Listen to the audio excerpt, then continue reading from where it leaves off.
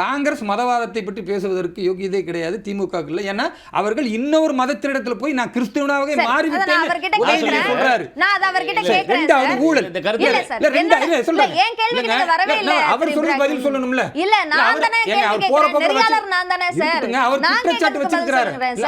அப்ப நீங்க ஊழலுக்கு பதில் சொல்லுங்க. காங்கிரஸ் என்ன ஊழல் செய்தது நீங்க பேசுங்க, நான் சும்மா இருக்கிறேன். அவர் பிஜேபி ஊழல் செய்துன்னு சொல்றாரு, அதுக்கு நான் பதில் சொல்லணுமா வேண்டாமா? அவர் சொன்ன குற்றச்சாட்டு அவருடைய கருத்துக்கே நான் சொல்றேன். இல்லங்க, அவர் ஊழல் செய்தார் ஒரு ஊழல் செய்தார் சொன்னார்ல, அதுக்கு அப்ப நீங்க பதில் சொல்லுங்க. நான் சும்மா இருக்கிறேன், நீங்களும் சொல்ல மாட்டீங்க நானும் சொல்ல மாட்டேன்னு அர்த்தம். நான் சொல்றேங்க, ஊழலற்ற பிரதமர் திரு நரேந்திர மோடி நாங்க பெருமையா சொல்றோம். கடந்த காலத்தில் போபர்ஸ் ஊழல், அதே போன்று காங்கிரசுடைய பிரதமர்கள் எல்லோரும் ஊழல் வழக்குல எல்லோரும் பார்க்கிறோம். அதே மாதிரி முடிச்சுக்கிறேன், நீங்க பேசும்போது அமைதியா இருந்த குறுக்கிடவே இல்லை. அதே மாதிரி காங்கிரஸ் பிரதமர்கள் எல்லோரும் ஊழலில் சிக்கிய வளரல நம்ம பார்த்திருக்கோம். காங்கிரஸ் அமைச்சர்கள் அத்தனை அமைச்சர்கள் ஊழல் பட்டியல் இருக்கு. நான் சேலஞ்ச் பண்றேன், இப்போ ஐயா காங்கிரஸ்ல இருந்து சொல்லட்டும், பாரத பிரதமர் திரு நரேந்திர மோடி அவர்கள் இன்ன ஊழல் செய்தார் ஒன்னு சொல்லுங்க. மத்திய அமைச்சர்களுக்கு அத்தனை அமைச்சர்களின் சேலஞ்சில நாங்க வைக்கிறோம். ஒரே ஒரு அமைச்சர் இந்த ஊழலில் ஈடுபட்டார் ஒன்னு சொல்லுங்க. முடியாது. ஆனா காங்கிரஸ் 100 சொல்லலாம், திமுகவில் 100 சொல்லலாம். அமைச்சர் பொன்முடியில இருந்து, அமைச்சர் கே என் நேருல இருந்து, அமைச்சர் ரகுபதியில இருந்து, கீதா ஜீவன்ல இருந்து அத்தனை பேரும் நீதிமன்றத்தில் பிணையில வெளியே இருக்கிறாங்க. எப்ப வேணாலும் ஜெயில் கம்பி என்ன போறாங்க. இவர்கள் ஊழலை பத்தி பேசலாமா? ஏதாவது தயக்கம் இருக்கா சார்? இப்போ நான் வரேன். அதனால ஊழலை பற்றியும் மதவாதத்தை பற்றியும் காங்கிரஸ் திமுக பேசுற யோகியதை கிடையாது. முஸ்லீம் லீக் என்ற தேசத்தை சுக்குநூறா வளர்ச்சி பாகிஸ்தான் உருவாக்கியவர்களை கூட்டணியில் வச்சிருக்காங்க. இப்ப வரங்க, தொகுதி பங்கீடை பொறுத்த வரைக்கும் எங்களுடைய தேசிய ஜனநாயக கூட்டணியின் தமிழகத்தின் தலைவராக இருக்கிற ஐயா எடப்பாடியார் சொல்லிட்டார், தேர்தல் தேதி அறிவித்த பிறகு நாங்கள் தொகுதி பங்கீடை பேசுவோம். சொன்ன வரைக்கும் நீங்க அதை ஏத்துக்கலையே சார். நாங்க திமுக சொல்றதுக்கு பதில் சொல்ல வேண்டிய அவசியமே எங்களுக்கு கிடையாது. அதிமுகவுக்குன்னு ஒரு ஸ்ட்ராட்டஜி இருக்கு, பாரதிய ஜனதா கட்சிக்குன்னு ஒரு ஸ்ட்ராட்டஜி இருக்கு. நாங்கள் என்ன யோசிக்கிறோம்னு பேசுவோமே தவிர திமுகன்னு சொல்லிட்டாங்கன்றதுக்காக பதில் சொல்ல வேண்டிய அவசியம் எங்களுக்கு கிடையாது. திமுக கூட்டணியில அதிமுகவும் பாஜகவும் முன்வச்சாங்க சார். திமுக கூட்டணியில சண்டை போட்டுக்குவாங்க, காங்கிரஸ் தன்மானத்தை இழந்து போய் கூட்டணியில இருக்கும். 30 சீட்டு கூட இன்னைக்கு நிலைமை எப்படி போயிருச்சுன்னா 30 சீட்டு கூட தர முடியாத அளவிற்கு இன்றைக்கு காங்கிரஸுடைய பரிதாப நிலையை திமுக சந்தித்துக் கொண்டிருக்கிறது, காங்கிரஸ் சந்தித்துக் கொண்டிருக்கிறது.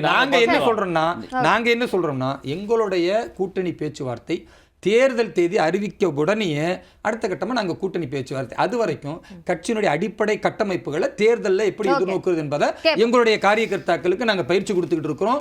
திமுக ஆட்சிக்கு எதிராக ஒவ்வொரு தெருமுனை கூட்டங்கள் தமிழகம் முழுக்க 12,000க்கும் மேற்பட்ட தெருமுனை கூட்டங்கள், ஒவ்வொரு பூத் லெவல்ல தெருமுனை கூட்டங்கள் நடத்திட்டு இருக்கிறோம்.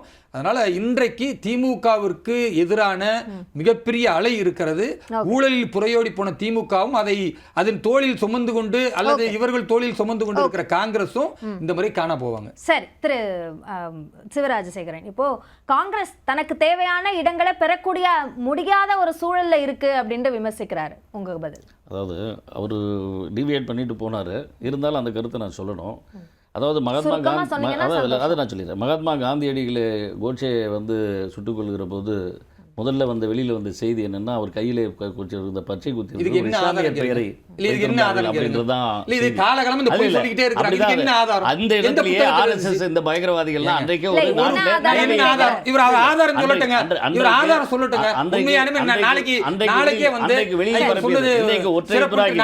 ஒற்றை இப்ராஹிம் வேலூர் இப்ராஹிம் ஒரு தொப்பியை மாட்டிட்டு பிஜேபி சேர்ந்ததால் மட்டுமே பிஜேபி வந்து புனிதமாகி விடாது.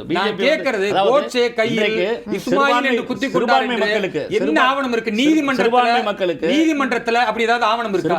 பொய் சொல்லக்கூடாது. ஒரு விவாதத்துல உட்கார்ந்து சும்மா பொய் சொல்லக்கூடாது. சிறுபான்மை மக்களுக்கு பாதுகாப்பு அளிக்கிற ஒரு பெரும் பொறுப்பு வந்து எங்களுக்கு இருக்கிறது.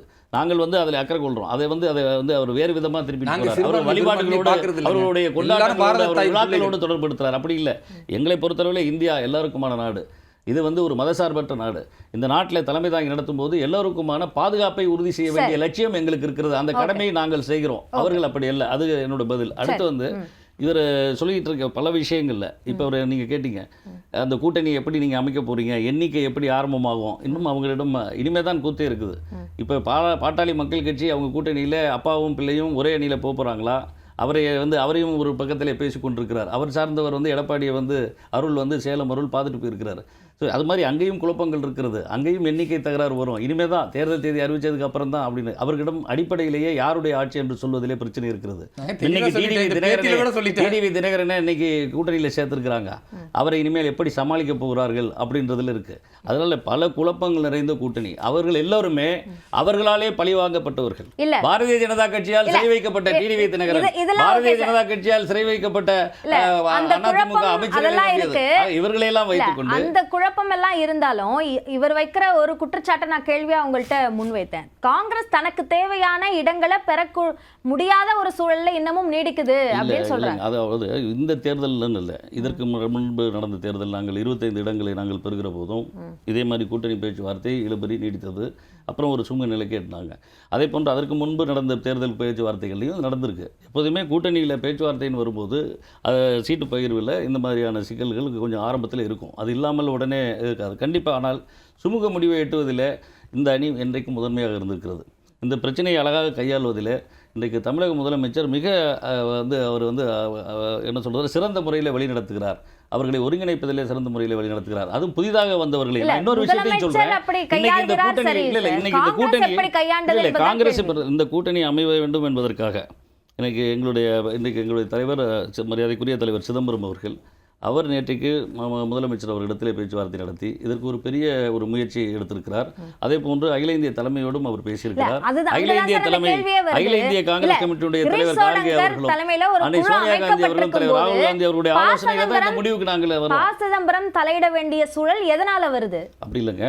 அதாவது சிதம்பரம் அவர்கள் ஒரு இடத்துல ஒரு பேச்சுவார்த்தையில் ஒரு இடங்களில் ஒரு முட்டுக்கட்டையோ அல்லது ஒரு சூழ்நிலை ஏற்படுகிற போது தன்னுடைய அனுபவ ஆற்றலால் தனக்கு இருக்கிற அவருடைய ஒரு நீண்டகால ஒரு அரசியல் பாரம்பரியமிக்க ஒரு தலைவர் அவர் இருக்கிறார். அவர் நேரடியாக அவர் பேசுகிறார். இதில் என்ன உங்களுக்கு என்ன பிரச்சனை? அவர் பேசி 2 கட்சிகளுடைய காங்கிரஸ் பேரியக்கத்திற்காக தன் கருத்துக்களை சொல்றாரு. கேள்வி என்ன வருது அப்படின்னா, அவங்களை கிரீஷ் சோடங்கராவும் பாசதம்பரமாவும் மட்டும் பார்க்க முடியுமா, அல்லது ராகுல் காந்தி சோனியா காந்தியோட பிரதிநிதிகளா பார்க்க முடியுமா? கண்டிப்பாக அகில இந்திய காங்கிரஸ் கமிட்டியினுடைய தலைவர் மல்லிகார்ஜுன கார்கே அவர்களுடைய வழிகாட்டுதல், அன்னை சோனியா காந்தி, தலைவர் ராகுல் காந்தி அவர்களுடைய வழிகாட்டுதல் தான் அவர் சந்திக்க சென்றார். அவர்களுடைய அனுமதியோடு தான் அவர் போய் பேச போகிறாரு. அவர் பேசியதற்கு பிறகு தான் இந்த ஒரு சுமூக நிலையை எட்டியிருக்கிறது. இதில் ஒரு அடுத்தடுத்த நிலையை நோக்கி நகர்ந்திருக்கிறோம். நீங்கள் தொடர்ந்து ஒரு பிரச்சனையை ஒரு 2 மாத காலமாக கூட்டணியை பற்றி பத்திரிகையில் செய்தியாக இருக்கட்டும், அவரவர் சொல்கிற கருத்துக்களாகட்டும், சில சங்கடங்கள் எல்லோர் மனதிலும் மக்களுக்குமே ஏற்பட்டது.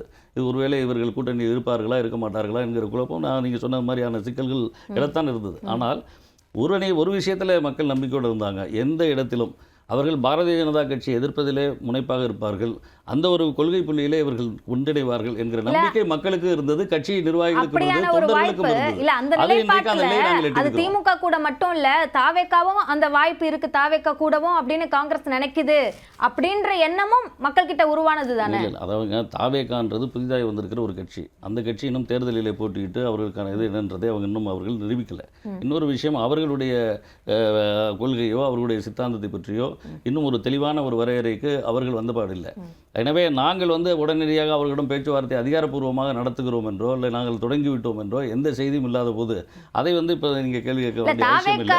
அது பொதுமக்கள் தங்களையும் ராகுல் காந்தியையும் அப்படின்னு திரு கிரீஷ் சோடங்கர் அவர்கள் எந்த கருத்தில் சொன்னாங்கன்னா, ஒரு தேர்தல் நேரத்தில் பல கட்சிகள் வர்றாங்க, பல அணிகள் போட்டியிடுகிறது, அதிலே ஒரு கட்சிக்கான விருப்பம் அவர்கள் ஒரு விதங்களில் வெளிப்படுத்துகிறாங்க. அந்த வெளிப்படுத்துகிற கருத்தை தான் அவர் சொன்னாரே தவிர நாங்கள் அதை அங்கீகரித்தோம் அப்படின்னு அவர் சொல்ல. அவர்கள் எங்களை அங்கீகரிக்கிறார்கள், அவர்கள் எங்களை விரும்புகிறார்கள் அப்படின்ற பார்வையில் தான் நீங்கள் எடுத்துக்கோங்க.